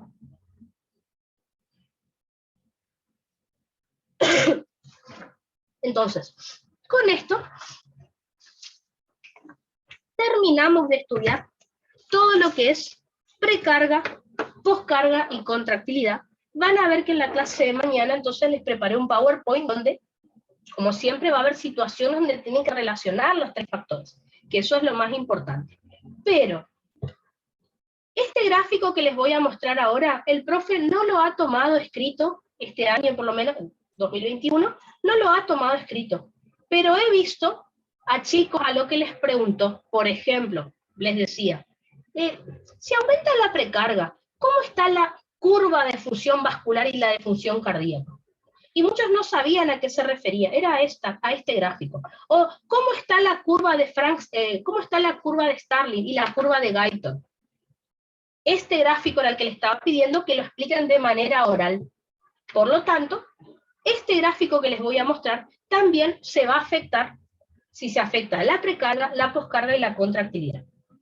¿Cuál es el tema? Cuando nosotros vimos este gráfico, que es el de el loop volumen-presión, el loop volumen-presión solo se afecta si aumenta precarga, si aumenta contractilidad y aumenta poscarga. En cambio, este que les voy a enseñar ahora se afecta tanto si aumenta o disminuye cualquiera de esos parámetros. Así que no es tan difícil, no se preocupen, pero bueno, hay que saber. Perdón. Entonces, este es un gráfico que me relaciona la curva de función vascular y la curva de función cardíaca, ¿no? Que son las dos curvas que ven acá. Voy a explicarlo paso por paso para que entiendan qué significa. Entonces, gráfico que representa la relación entre la curva de función vascular, que les adelanto, me representa el retorno venoso, y la curva de función cardíaca, que me representa el gasto cardíaco, con respecto a variaciones de la presión en la aurícula derecha. Entonces, vamos a dibujar este gráfico paso por paso para que ustedes entiendan, no es difícil de dibujar, pero es para que entiendan qué me está diciendo y cómo va a variar si se afecta la precarga, la contractilidad y la poscarga. Este gráfico lo pueden encontrar en el apunte del profe. Tengan cuidado que poscarga, los gráficos de este tipo de poscarga están mal, y en el Constanza está perfecto, está re bien hecho, así que no hay problema. Esperen que prenda un ratito mi luz. Y hacemos este gráfico juntos. Si el profe no les pregunta en el escrito, que últimamente no lo ha preguntado, vi que en el oral sí preguntó. En el oral de la ERA, no tanto en el del RECU, pero bueno, allá por julio, agosto preguntó. Entonces, vamos a hacer este gráfico.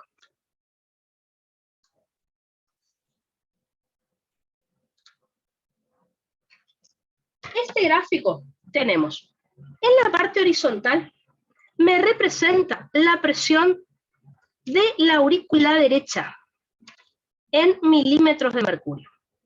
Experimentalmente se comenzó con una presión de menos 2 milímetros de mercurio y luego tenemos 0, 2, 4, 6, 8, 10, 12, ¿está? O sea, 0 milímetros de mercurio, más 2, más 4, más 6, más 8, más 10, más 12 milímetros de mercurio.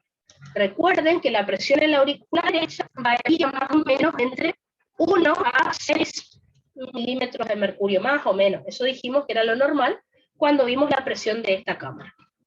Por otro lado, en la parte vertical vamos a hablar de el retorno venoso y del gasto cardíaco, que recuerden, ambos se representan en litros por minuto. Vamos a suponer 0, 2, 4, 6, 8, 10 litros por minuto. ¿Tá? Así que este es un experimento. 4, 6, 8, 10 litros por minuto. ¿Qué es lo que hicieron los fisiólogos? Dependiendo de cuál era la presión en la aurícula derecha, ¿tá? A medida que aumenta la presión en la aurícula derecha, ellos quieren saber qué pasa con el retorno venoso, si aumenta o no. ¿Qué pasa con el gasto cardíaco, si aumenta o no? Entonces, lo que ellos observaron fue lo siguiente. Vamos a hacer primero la curva de retorno venoso. La voy a hacer curva de función vascular o curva de retorno venoso, es lo mismo. Les muestro qué es lo que tienen que dibujar. Y ahí lo seguimos haciendo.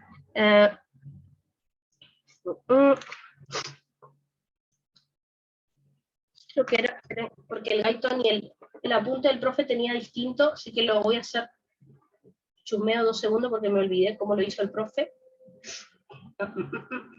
Sí, 7, perfecto.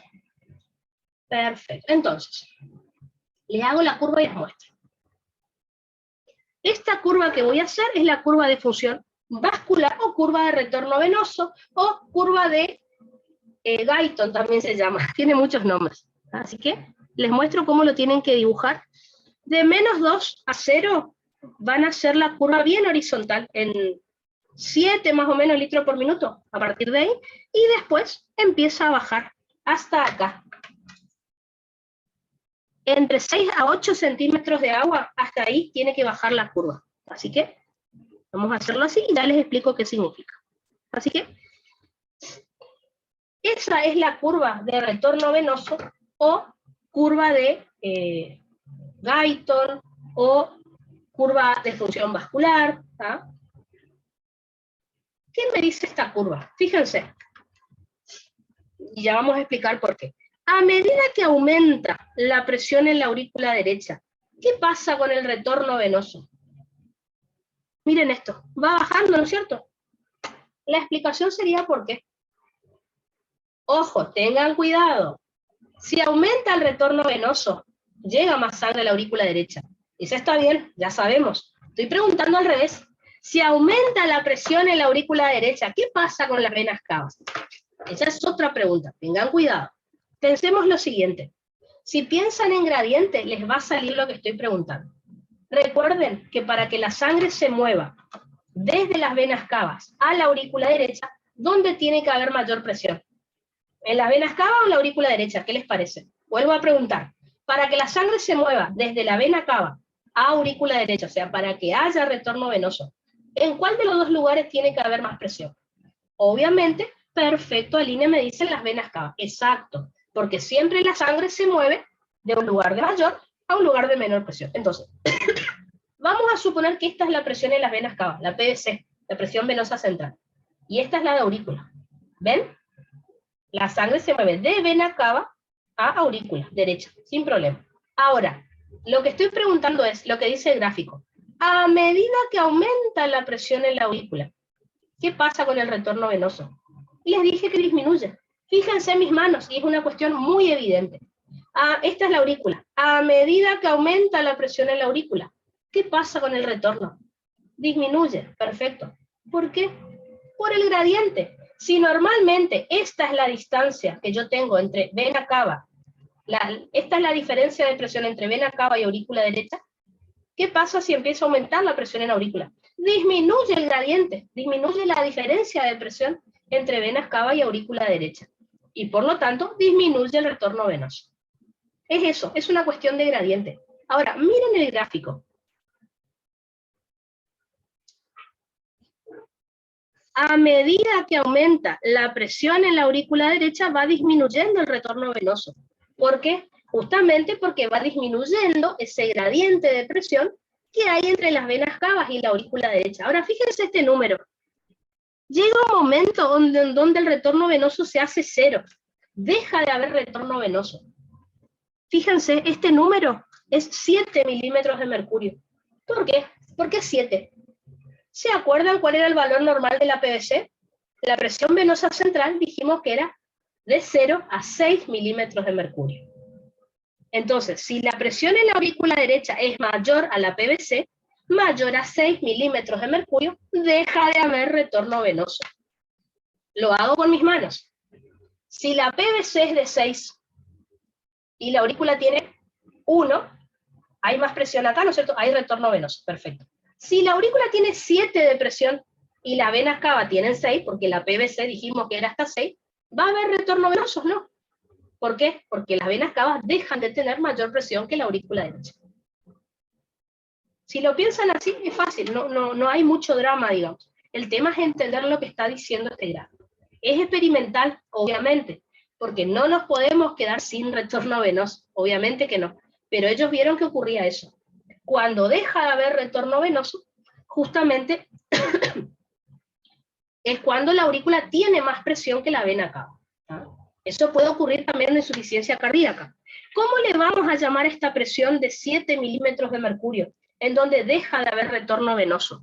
Se llama presión sistémica media. O en una de las páginas del apunte del profe aparece como presión sistémica media. En otra parte del apunte del profe aparece como presión circulatoria media, es lo mismo. En otra parte del apunte del profe aparece como presión media de llenado circulatorio. Todo es lo mismo, no se preocupen, no se asusten. Vamos a ver entonces cómo vamos a definir, pero sin prestar atención a lo que dije recién. Es el valor de la presión de la aurícula derecha donde deja de haber retorno venoso, donde el retorno venoso es 0. ¿Cuál es entonces la presión sistémica media que habitualmente experimentalmente tendría una persona? 7 milímetros de mercurio. ¿Por qué 7? Porque es cuando supero a los 6 milímetros de mercurio de presión venosa central, que es la que representa el retorno venoso. Así que vamos a leer, ya hicimos una curva. Vamos a leer que todo lo que les dije lo tienen ahí. Entonces, fíjense, ya hice la curva de función vascular, que es la curva de retorno venoso. La curva de función vascular también se llama curva de Guyton y representa el retorno venoso. ¿Qué es lo que me dice esa curva que vimos recién? Que a medida que aumenta la presión en la aurícula derecha, disminuye el retorno venoso. ¿Por qué? Porque si aumenta la presión en la aurícula derecha, disminuye el gradiente de presión, o sea, esa diferencia de presión que hay entre la vena cava. Recuerden que la presión en las venas cavas se llama presión venosa central, y la presión de la aurícula derecha. Por lo tanto, a menor gradiente, menor retorno venoso, o sea, menor llegada de sangre desde las venas cavas a la aurícula derecha. Cuando la aurícula derecha supera a la PVC en presión, o sea, cuando la aurícula derecha alcanza una presión de 7 milímetros de mercurio, mayor a la PVC, el retorno venoso va a ser de 0 litros por minuto, o sea, no va a haber más retorno venoso, porque se superó a la PVC. Por favor, corrijan acá, siempre pongo mal. La PVC es de 0 a 6 centímetros, de 0 a 6 milímetros de mercurio. Entonces, cuando la presión en la aurícula derecha es de 7, o sea, mayor a 6, que es la PVC, deja de haber retorno venoso, porque la aurícula le ganó en presión a las venas cava, y no. Recuerden que la sangre siempre se mueve a favor de su gradiente de presión. ¿Ya? Y de paso, marcamos recién ahí, ya vamos a ver la curva de función cardíaca. Marcamos recién ahí, o también lo tienen acá en el gráfico, ¿ven? La PSM, que es esa presión donde dejaba de haber retorno venoso. Entonces, ¿qué es esa presión sistémica media? La presión sistémica media, o presión circulatoria media, o presión media de llenado circulatorio, depende qué página del apunte del libro del profe están leyendo, aparece con diferentes nombres, por eso uno se confunde. Es lo mismo, no importa con qué sigla aparezca. ¿Qué es la presión sistémica media entonces? Es la presión en la aurícula derecha con la cual el retorno venoso es de 0 litros por minuto, o sea, no llega más sangre a la aurícula derecha. Sabemos que su valor normal es de 7 milímetros de mercurio. Ahora, hay otra definición de presión sistémica media que se obtuvo experimentalmente, pero que también está bien. Entonces, piensen en esto. Lo que hicieron los fisiólogos es, ni bien un paciente tenía un paro cardíaco y moría, estos investigadores colocaban catéteres en diferentes vasos sanguíneos del cuerpo de este paciente y veían qué presión había en esos vasos. ¿Qué es lo que ellos observaron? Que si el corazón se para, todos los vasos sanguíneos del cuerpo van a tener la misma presión, que es, adivinen, 7 milímetros de mercurio. Piensen en esto. Si todos los vasos sanguíneos del cuerpo tienen la misma presión, ¿se va a mover la sangre? No, porque la sangre siempre se mueve por gradiente, de un lugar de mayor presión, que es las arterias, a un lugar de menor presión, que es las venas. Si todos los vasos sanguíneos del cuerpo tienen la misma presión, no va a haber movimiento de sangre. Y justamente eso ocurrió cuando el corazón del paciente se paró. ¿Está? Entonces ahí definieron también de otra manera la presión sistémica media, en donde dice que es la presión existente en cualquier punto del aparato cardiovascular en ausencia de flujo sanguíneo. Si el corazón se detuviera. Piensen en esto. Si el corazón se para, no va a generar presión a la aorta. No, entonces todos los vasos sanguíneos van a tener la misma presión, por lo tanto, no va a haber gradiente para que la sangre se mueva y por lo tanto el retorno venoso será de 0 litros por minuto. El corazón no va a bombear sangre y tampoco le va a llegar sangre a ese corazón. Así que si lo piensan, la definición me está diciendo lo mismo. Lo que pasa es que esta se obtuvo, y ojo, se hizo en pacientes que recién murieron, cosa de que, y que murieron por causas naturales, es decir, se le paró el corazón, no por un accidente de tránsito ni otras cosas, no. Tenía que morir, entre comillas, lo más naturalmente posible, por paro cardíaco. Y ahí medían la presión, obtuvieron este término que es la presión sistémica media. ¿Está? Ahora, me falta dibujar otra curva, que es la curva de Starling. Curva de Frank Starling, recuerden. La curva de Frank Starling no es lo mismo que el mecanismo de Frank Starling y la curva de Starling del loop volumen-presión. Tengan cuidado con eso, nada más. Entonces, les dibujo cómo es esa curva y veamos a ver qué dice. Esta es más fácil de entender, pero bueno. Entonces, ¿cómo van a dibujar esta curva? Primero, ambas curvas se tienen que chocar, se tienen que cruzar a la altura de, vamos a marcar esas cositas ya, a la altura de 5 litros por minuto. ¿Por qué? Porque cuando el retorno venoso es de 5 litros por minuto, el gasto cardíaco también es de 5 litros por minuto. ¿Ah? Así que, pero ya les muestro ese punto. Así que ahí, desde el punto donde comienzan ambos gráficos, ahí van a trazar una línea que se cruce con la de retorno venoso y a la altura de 10 litros por minuto se hace una meseta. ¿Ah? Así que esa es la curva de gasto cardíaco. En realidad se llama curva de función cardíaca o también llamada curva de Frank Starling, que justamente me representa el gasto cardíaco, como ven ahí. Entonces, ¿qué significa esta curva? A medida que aumenta la presión en la aurícula derecha, ¿qué pasa con el gasto cardíaco? Como pueden ver, aumenta, ¿tá? hasta que llega a 10 litros por minuto. Entonces, esto es más fácil de entender. Cuanto más presión hay en la aurícula derecha, ¿qué significa? Que la aurícula derecha está llena de sangre. Por lo tanto, toda esa sangre pasa a ventrículo. Así que, si la aurícula derecha tiene mucha presión, el ventrículo se va a llenar más durante el llenado ventricular. Si el ventrículo se llena más, recuerden que más sangre va a eyectar. ¿Ah? Cuanto más se llena el ventrículo, con más fuerza se contrae y más sangre eyecta. Por lo tanto, aumenta el gasto cardíaco. Así que, a medida que aumenta la presión en la aurícula derecha, si fuera aurícula izquierda, lo mismo, porque lo mismo le va a pasar al ventrículo izquierdo. A medida que aumenta la presión en la aurícula derecha, aumenta el gasto cardíaco. ¿Por qué? Cuanto más presión en la aurícula, más se llena el ventrículo y más sangre va a eyectar. ¿Está? Ahora, en reposo, el gasto cardíaco puede aumentar máximo hasta 10 litros por minuto. Es lo máximo que puede aumentar, ¿ven? Después de ella se hace una meseta. Eso es lo que se vio. Más que eso no aumenta el gasto cardíaco, si solo aumenta la presión en la aurícula. Ahora, si hago ejercicio, sí, ahí sí aumenta más. Pero en reposo puede aumentar hasta un máximo de 10 litros por minuto, nada más. Otra cosita, ven que ambas curvas se cruzan en el punto que es 5 litros por minuto. A esto le vamos a llamar punto de equilibrio. El punto de equilibrio, entonces, es el punto en donde decimos que si el retorno venoso es de 5 litros por minuto, el gasto cardíaco también va a ser de 5 litros por minuto. Que es algo que yo les dije en otro momento con otra frase. Si el corazón se llena con cierta cantidad, esa misma cantidad de sangre va a eyectar. Todo lo que el corazón recibe es lo que eyecta. Si el corazón se llena poco, eyecta poco. Si el corazón se llena mucho, eyecta mucha sangre. Si el retorno venoso es de 5 litros por minuto, el gasto cardíaco es de 5 litros por minuto. ¿Está? Eso es entonces lo que dice en este gráfico, que me relaciona ambas curvas.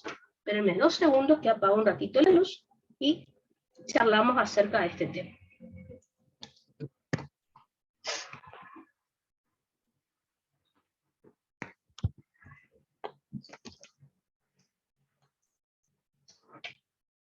Entonces, tienen escrito ahí lo que dice la segunda curva, la que hice de color naranja. Espérenme, que ya les busco. Entonces, fíjense, acá está la otra curva, acá está de color rojo, verde y rojo, y acá está el punto de equilibrio que yo les decía, ¿ven? 5 litros por minuto, justo coincide. ¿Tá? Si no lo quieren hacer con la línea de punto, no lo hagan. El tema es que hagan coincidir las dos curvas en ese punto. Esta es la curva normal, ahora les muestro cómo se va a alterar. ¿Está? Entonces, esta curva de color rojo, que es la curva de función cardíaca, el profe pregunta así, como curva de función vascular y curva de función cardíaca. Eso preguntó en los orales. ¿Está? Entonces, ¿qué me dice la curva de función cardíaca o curva de Frank Starling? Es una curva que me representa el gasto cardíaco, como pudieron ver, y me dice que a medida que aumenta la presión de la aurícula derecha, aumenta el gasto cardíaco. ¿Cuál es la causa de esto? Que al aumentar la presión en la aurícula derecha es porque está llena con sangre, ¿no es cierto? Si la aurícula está llena, luego durante el llenado ventricular envía toda esa sangre al ventrículo. O sea, aumenta el llenado ventricular, que estamos hablando de diástole. Si aumenta el llenado ventricular, aumenta la precarga, es decir, el volumen de fin de diástole, aumenta la fuerza de contracción por el mecanismo de Frank Starling, es decir, cuanto más se distiende la fibra durante el llenado, con más fuerza se contrae y más volumen se eyecta. Como pueden ver, aumenta el volumen sistólico y el gasto cardíaco. ¿Ya? Recuerden que el gasto cardíaco, lo máximo que puede aumentar en reposo es hasta 10 litros por minuto. Después de ahí ven que se mantiene constante. Por más que siga aumentando la presión en la aurícula, el gasto cardíaco se va a mantener en esa meseta. ¿Ya? Así que esto es lo que dice el gráfico normal. Ahora, la pregunta es, ¿y si aumenta la precarga o disminuye la precarga? ¿Qué pasa con este gráfico? ¿Y si aumenta o disminuye la contractilidad? ¿Qué pasa con este gráfico? ¿Y si aumenta o disminuye la poscarga? ¿Qué pasa con este gráfico? A ver, ¿dónde lo dejé? Acá está. Entonces, como ya sabemos que es precarga, contractilidad y poscarga, lo podemos estudiar. Así que ahí, acá está lo que hablamos de presión sistémica media. Entonces, si ustedes quieren, pueden hacer estas dos, aumento y disminución de precarga en el mismo gráfico. Háganlo si quieren. Yo lo hice por separado para que vean cómo va a cambiar, digamos, esta curva. Entonces, veamos primero precarga. Acá yo les dibujé las dos situaciones. Del lado izquierdo, ¿qué pasa si aumenta la precarga? Del lado derecho, ¿qué pasa si disminuye la precarga? Lo vamos a dibujar junto para que ustedes vean qué fue lo que pasó. Por ejemplo, una causa de aumento de precarga que nosotros estudiamos fue el aumento de la volemia, ¿se acuerdan? Recuerden que si aumenta la volemia, por ejemplo, en una sobrehidratación, si aumenta la volemia, dijimos que aumenta el retorno venoso. Es decir, aumenta la precarga, que es el volumen de fin de diástole. Aumenta la fuerza de contracción. Esto me aumenta el volumen sistólico y aumenta el gasto cardíaco. Por el contrario, vimos situaciones que me disminuyen la precarga. Por ejemplo, la causa más común, la más importante, es la volemia, dijimos. Ejemplo, un paciente que perdió sangre, un paciente que está deshidratado. Al disminuir la volemia, dijimos que me disminuye el retorno venoso, me disminuye la precarga, que es el volumen de fin de diástole, disminuye la fuerza de contracción, disminuye el volumen sistólico y disminuye el gasto cardíaco. Entonces, como pueden ver, tanto si aumento o disminuye la volemia, se afecta el retorno venoso. Entonces, adivinen qué, lo ven ahí, pero adivinen. La curva que se va a afectar es solo la de retorno venoso. Ese es un tip que les doy. Si se afecta la precarga, solo cambia de posición la curva de retorno venoso, no la de gasto cardíaco. Ya les muestro. Si se afecta la contractilidad, solo cambia de posición la curva de gasto, no la de retorno, porque no se afectaba el retorno venoso si hay afección de la contractilidad. Y la más difícil por ahí es la de poscarga, porque me afecta las dos curvas. Ese es un detalle, digamos, como para que se acuerden cuando vean estos gráficos. Yo sé, no son difíciles de entender, pero con tantas cosas que hay que aprender, uno por ahí no se acuerda. Así que, si se fijan en la explicación que les di recién, se afecta el retorno venoso. Así que, por lo tanto, ¿ya? Yo lo que les muestro acá, en color negro, vamos a dibujar las curvas normales, y ahí, con los colores que vimos hace un rato, cómo se modificó. Así que, teníamos, espérenme, curva de retorno venoso. Dibujé tantas veces que ya no me olvido cómo va. Recuerden que a 5 litros por minuto se cruzan, y la de gasto cardíaco, recuerden que a 10 cambia. Lo mismo acá. Esperen que me olvidé de dibujar esto antes, pero no importa, se hace rápido. Esto estoy dibujando en negro porque es la curva normal que ya estudiamos, ¿no es cierto? Es la que les conté recién, ¿está? Se cruzan a 5. ¿Está? Perfecto. Esta es la curva, ¿ven? La dibujé en color negro porque ya la vimos. Acá están las dos curvas. Ahora, ¿qué pasa si aumenta la precarga? Es lo que voy a dibujar de este lado. Recuerden, ejemplo, aumento de la volemia. Acuérdense, si aumenta la precarga, dice la explicación, aumenta el retorno venoso. Entonces, ¿qué curva es la que se va a modificar?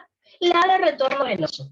Si este era el retorno venoso normal, ahora, al aumentar la volemia, aumenta el retorno venoso. Así que, ¿qué es lo único que van a hacer? Van a dibujar la misma curva de retorno venoso, pero más grande. ¿Ven?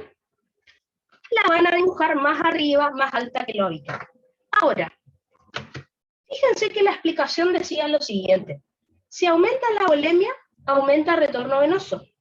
Aumenta precarga, aumenta fuerza de contracción, aumenta volumen sistólico y aumenta gasto cardíaco. Fíjense que el gasto cardíaco aumenta sin modificarse la curva de gasto cardíaco. ¿Por qué? Miren esto.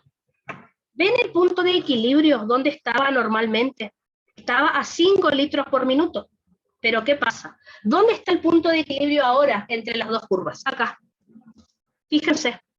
Está más alto que lo habitual. ¿Qué significa? Que el gasto cardíaco aumentó. Sin que yo modifique la curva de gasto cardíaco, el gasto cardíaco aumentó. ¿Por qué? Porque aumentó el retorno venoso. Por eso aumentó el gasto. ¿Ven? el retorno venoso está más alto, el gasto cardíaco también va a estar más alto. Obviamente la justificación la vimos recién. ¿Está? Ahora, al revés, por eso le digo, si quieren dibujarlo en el mismo gráfico no hay problema. ¿Qué pasa si disminuye la precarga? El ejemplo que yo les di es disminución de la volemia. Si disminuye la volemia, disminuye el retorno venoso, dice la explicación. Entonces, ¿qué hago? Tengo que dibujar el retorno venoso menor a lo habitual. ¿Y qué es lo único que van a hacer? Dibujan la curva de retorno venoso tal cual estaba, pero más chiquita, más baja que lo habitual, ¿eh? El retorno venoso está más bajo. Continúa la explicación, dice, si disminuye la precarga, si disminuye la volemia, disminuye el retorno venoso, acá está, perfecto, disminuye la precarga, disminuye fuerza de contracción, disminuye volumen sistólico y gasto cardíaco. ¿Cómo puede ser que se haya modificado el gasto cardíaco sin modificar la curva de gasto cardíaco? ¿Por qué disminuyó el retorno venoso? Miremos entonces. Este era el punto de equilibrio normal que había entre dos curvas, ¿tá? 5 litros por minuto. Fíjense ahora, ¿qué pasó con el punto de equilibrio? Está más abajo. ¿Qué significa? Que el gasto cardíaco disminuye, pero porque disminuye el retorno venoso. ¿Está? Y con eso me pueden explicar, es bastante fácil si se lo acuerdan. Si se afecta la precarga, solo la curva de retorno venoso o está más arriba, si aumenta el retorno venoso, o está más abajo si disminuye el retorno venoso. Y el gasto, recuerden que depende del retorno venoso también, sin tocar la curva de gasto. Eso no se vayan a olvidar. Otra cosa. Esta era la presión sistémica media normal, ¿no es cierto? 7 milímetros de mercurio. Bueno, en la única situación que me modifica la presión sistémica media es la precarga. Los otros gráficos van a ver que la presión sistémica media no se toca. ¿Tá? Fíjense acá. Si aumenta la precarga, si aumenta el retorno venoso, fíjense que la presión sistémica media aumenta. Si disminuye la precarga, disminuye el retorno venoso, fíjense cómo la presión sistémica media disminuye. Un detalle importante, vuelvo a repetir. Son los dos únicos gráficos donde se afecta la presión sistémica media. Los únicos. En los otros, ya van a ver por qué, no se toca la presión sistémica, permanece igual, porque no se afecta el retorno venoso, justamente. ¿No? O si se afecta, vamos a ver en un ratito por qué no. A ver. Perfecto. Eso entonces son los dos gráficos de precarga que yo les estaba mostrando. ¿No? Entonces, espérenme 2 segundos. Básicamente, de precarga, ¿qué tienen que saber? Son 3 gráficos. El de loop, ¿se acuerdan? El de loop volumen-presión, que solo hay aumento de precarga, el único gráfico que hay. Y este que les mostré acá, que sí son 2. Si disminuye o si aumenta la precarga. ¿Tá? Así que, acá en el pizarrón tienen la justificación de por qué se modifica el gráfico y el gráfico modificado. Y fíjense que es la única situación donde la presión sistémica media se va a afectar. ¿Está? Ahora, espérenme 2 segunditos, no me acuerdo dónde estaba la...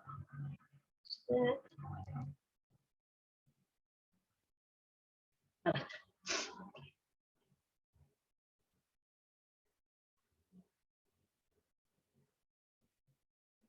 En el caso de que, por último, poscarga sí lo vamos a dejar para mañana porque es más complicado. En el caso de contractilidad, dato que les diga, precarga me modifica solo la curva de retorno venoso. Contractilidad me modifica solo la de gastos, no la de retorno. Y la de poscarga esa es la que modifica las dos. Entonces, de vuelta, les hice el mismo gráfico y les planteé 2 situaciones. ¿Qué pasa si aumenta la contractilidad con este gráfico? ¿Qué pasa si disminuye la contractilidad? Por ejemplo, causa de aumento de contractilidad. No puedo decir precarga. ¿Por qué? Porque la precarga me modificaba la fuerza de contracción. Así que no. Entonces, nombro otros. Simpático, los digitálicos, por ejemplo.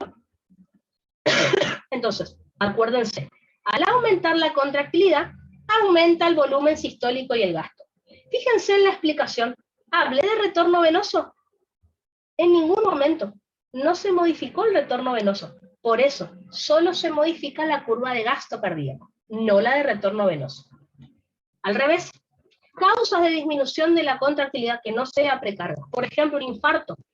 La parte que se murió ya no va a tener tanta contractilidad.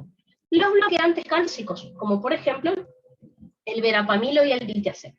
No la amlodipina ni la nifedipina, esas no. ¿Ah? Solo lo que actúa sobre el miocardio. Entonces, si disminuye la contractilidad, obviamente se eyecta menos sangre. Disminuye el volumen sistólico y el gasto. ¿Ah? ¿En alguna parte de la explicación hablé de retorno venoso acá? No. Entonces, la curva de retorno venoso no se modifica. Así que, vamos de vuelta a nuestro pizarrón para terminar esta partecita.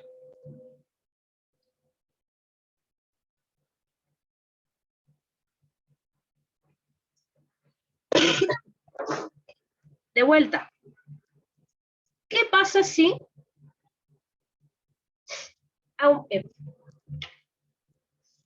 aumento de precarga? No, precarga. ¿Se aumenta o se disminuye? Contractilidad. ¿Qué pasa si aumenta la contractilidad? Me dice este lado del gráfico. ¿Qué pasa si disminuye la contractilidad? Me dice este lado del gráfico. Entonces, acuérdense que dibujo la curva normal primero, y después vemos en colores cómo se va a afectar. ¿Sabes? Retorno venoso.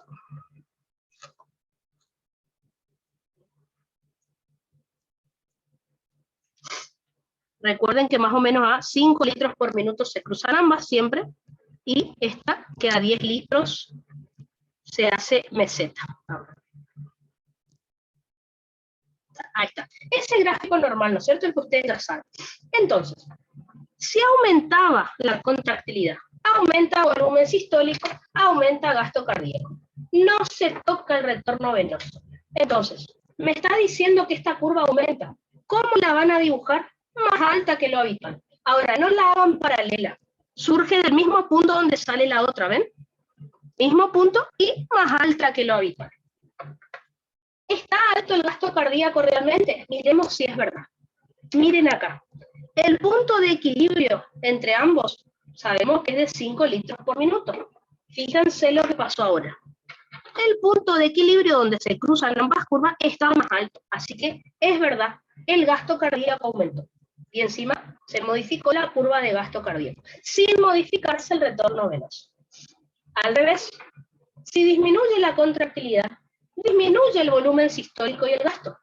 No hablé en ningún momento de retorno venoso. Por lo tanto, ¿qué es lo que hacen con esta curva? Menor que lo habitual. Recuerden, no la dibujen paralela, sale del mismo punto que la otra, solo que más chiquita. ¿Será verdad que disminuyó el gasto cardíaco o no? Vamos a ver si es cierto. El punto donde se cruzan ambas curvas es de 5 litros por minuto, normalmente. ¿Qué pasó ahora? Miren dónde se cruzan las curvas. Realmente es con menor litros. El gasto cardíaco realmente disminuyó, pero sin modificar el retorno venoso. Simplemente modifiquen la contractilidad propia que tiene el corazón. Miremos de vuelta. ¿La presión sistémica media se modificó en estos gráficos? No. Como no se modificó el retorno venoso, la presión sistémica media no se modificó. ¿Está? Así que, ¿ven? Aumento de precarga, fíjense, retorno venoso más alto. Esto me parece fácil, estos gráficos. Disminución de precarga, disminuye el retorno venoso. Contractilidad, aumenta esta curva. Disminuye contractilidad, disminuye esta curva. ¿Ya? Estos 4 gráficos que les hice me parecen los más sencillos. El de poscarga lo dejamos para mañana, porque son los únicos gráficos que me modifican las 2 curvas, y ahí hay que ver qué es lo que hay que dibujar. ¿Está? Pero bueno, mañana seguimos con el tema y les prometo no más gráficos por lo menos durante un tiempo. Acuérdense que el profe oral preguntó esto. ¿Cómo estará la curva de función venosa? Curva de función vascular. Y el alumno al que le preguntó esto quedó pensando porque no se acordaba de qué curva estaba hablando. Bueno, era de este gráfico. Es un tema que está en el Constanzo también, así que no es que, uy, el profe, ¿de dónde sacó? No, está en el Constanzo. Así que bueno, ¿está? Dejamos hasta hoy por acá. Mañana entonces, antes de que se vaya, mañana vamos a terminar este tema de precarga, poscarga y eso, y les voy a dar unos casitos para que practiquemos, por ejemplo, cómo se sacaba el gasto cardíaco, que les mostré fórmulas medio raras. Les voy a preguntar, les voy a mostrar situaciones que el profe preguntó. Por ejemplo, si un paciente perdió sangre, ¿cómo está la precarga, poscarga y contractilidad? Si un paciente hace ejercicio, ¿cómo está la precarga, poscarga y contractilidad? Si a un paciente le pica una abeja y le provoca un shock anafiláctico, ¿cómo está la precarga, la poscarga y la contractilidad? Entonces les voy a mostrar, porque son cosas que él pregunta. Por favor, vayan buscando ya, ahora les aviso en el grupo, busquen su práctico de electrocardiograma, el TP, creo que es el trabajo práctico número 9, porque luego que terminemos esto tenemos que empezar con electro, y necesito que tengan el práctico a mano, los electros, me interesa, lo otro no. Todas las páginas de su TP de electro, si las pueden imprimir o pueden tenerla en una tablet a mano, porque electrocardiograma, la única manera de aprender es practicando. Así que búsquenlo ahora, entonces mañana no les agarro desprevenidos. ¿tá? Les voy a avisar y les voy a dar en el grupo, pero busquen su TP 9 electro para practicar conmigo. Entonces ahora sí, nos vemos mañana y que tengan una linda tarde. Chaucito.